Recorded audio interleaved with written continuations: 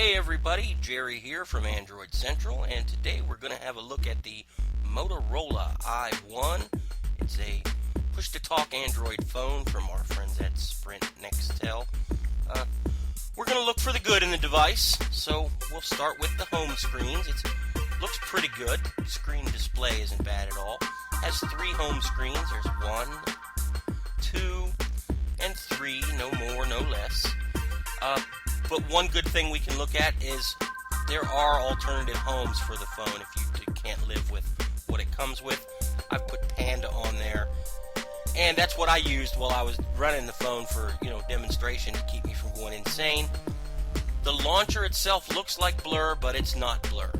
It's no hide nor hair of Blur on the device except the launcher. You hit the button with the phone icon, and it brings you to the dialer with shortcuts to the call log, contacts, and favorites. And go back and hit the blue button, and it brings you to your favorites with shortcuts to your contacts, call log, and dialer. A little bit of redundancy there. I'm not sure what the idea was behind that, but that's what you've got. Let's look at a few widgets.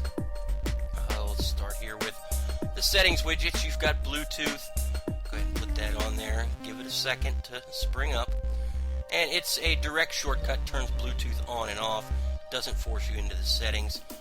Got one here for brightness. Let's hit that. And you hit it and you'll see you can select from different brightness settings, automatic, or there's minimum. Let's crank it way up, wash everything out. Let's turn it back to something a little more friendly for the camera. And we've got a Wi-Fi widget we'll put on there. And it's just, you've seen these sorts of widgets on other devices. They're there, they're handy, so we're going to show them off. You've got, your standard Google search. And let's see what else we've got here we want to look at. Scroll through. Okay, push-to-talk widget's pretty handy. You tell it what you want it to do when you push the widget. We'll set it to call the most recent number you've chirped. I don't have one in there, but if I had, I'd hit that button, and it would do the same thing as pushing the push-to-talk button on the side, direct connect me to the last person I tried. What else we got? Okay, here's the calendar. Come on. You'll watch the video. You'll see that this device is really lacking in the speed department. Give it one more try. There we go. It's the standard stock cupcake calendar. Nothing fancy, nothing special. Shut the tooth off, keep the battery from draining. What else? Oh, the clock. If the clock takes you to your alarm, let's drop that off. See what else you can put on your home screens. Pretty much what you're used to. See, it's got a contacts with direct connect numbers folder. That come in handy if you need the chirp. And for all you people that like their home screens to look a little fancy, it's got 4 fancy clock widgets. Let's just pick one here. Put it on and tap it, and it goes to your alarm. So it's functional as well as it looks different. Go here into the settings, see what we have. Scroll through and see what Motorola has put on here for us. The Help Center, I think, is the highlight of this device. It's an icon, you push it, and it takes you to basically a Help Center. Gives you a list of things you might have questions about. Pops you to Motorola.com's homepage about the device, and then you get more categories to choose from. Takes you right to a nice little explanation. It's pretty thorough. I've looked through them all. We won't go into all of them here. But they're simple, easy to understand. I'm really glad they did that. And then here's this to make it even just a little better. Guided tours. Let's hit the one for browsing and have a quick look. Give it a second. And there we go. You get a little video. This will walk you through how to start your browser and, how it works. And pretty much that's about all it does. But there's other movies that tells you, other things you might need to know. So that's good. Good for you, Motorola. And as you can see, even the accelerometer is pretty slow. Go back in and see what else we've got here. We've got messaging, and let's have a look at the keyboard. This does include swipe. So let's send a fake text message. And as you can see, I don't know if this is just a problem with my unit or a problem with the device overall. The touch response leaves a little to be desired. The swipe part worked okay, but it doesn't register your touch quite as fast as I'd like it to. So, that's something to keep in mind if you're shopping for a new device. This one doesn't seem to be all that snappy in that area, so I just wanted to let you know. Go back in and see what we've got. Email. This is, you can set up a POP, IMAP, or exchange accounts through email, just like most Android devices. That's put on there by Motorola for you. I use Gmail, so that's pretty much empty on mine. Google Voice works just great, and here's voice control. Give it a second to fire up like everything else, and I'm going to tell it to load the calendar because I don't have time to wait for it to load something new. So let's see if it does it. And there we go. Good job. So voice commands, they work. They're slow, but they work. So what else we've got? My Sign. This is probably, one of the coolest things about the device. Built-in gestures. Let's give it that one, and it'll tell you it toggles airplane mode. There it is. Turn it on. Let's bring it back up. And we'll toggle it back off. So we have a little bit of connectivity. No sense sitting around in airplane mode unless you have to. And you can also add your own gestures. Let's go ahead and add one in. The mark of Zorro. There we go. Unrecognized. Tap here to add an action, so let's give it a tap.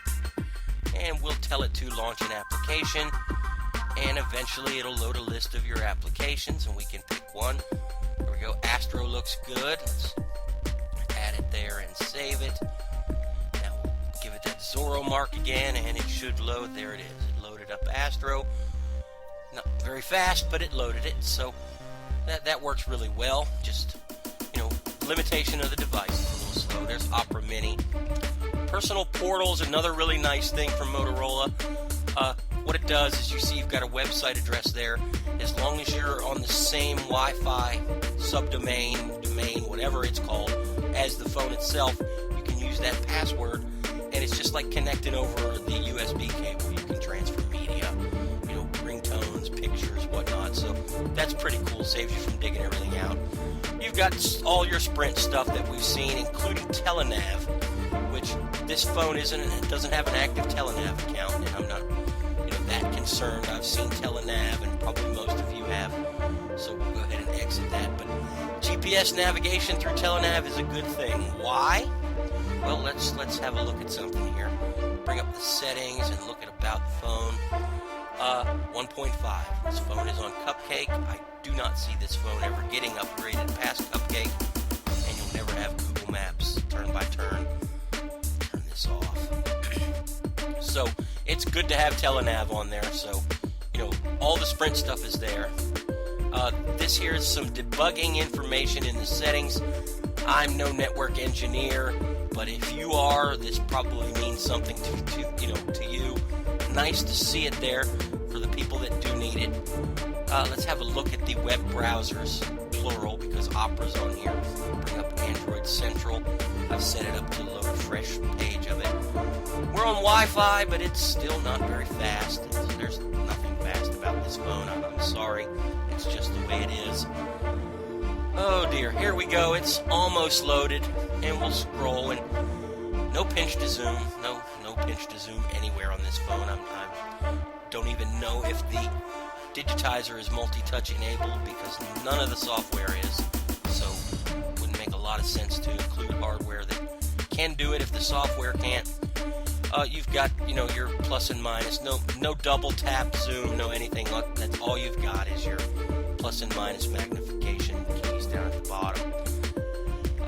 Opera Mini. This is supposed to be faster. Let's have a look. It seems to want to take forever to load, but by now I'm used to that, demoing this phone, so let's give it a second. Give it another second. Another second. Give it another second. Come on. There it is. So I've got Android Central in the bookmarks. Let's hit it and see what happens. And yeah, 33 seconds later, it took that long to halfway load the page. So I don't know what to tell you. If you need to have a push-to-talk phone and you want a smartphone, this will do it for you. If you don't need to have a push-to-talk smartphone, I would look elsewhere. And that's all I've got to say. I'll talk to you guys later.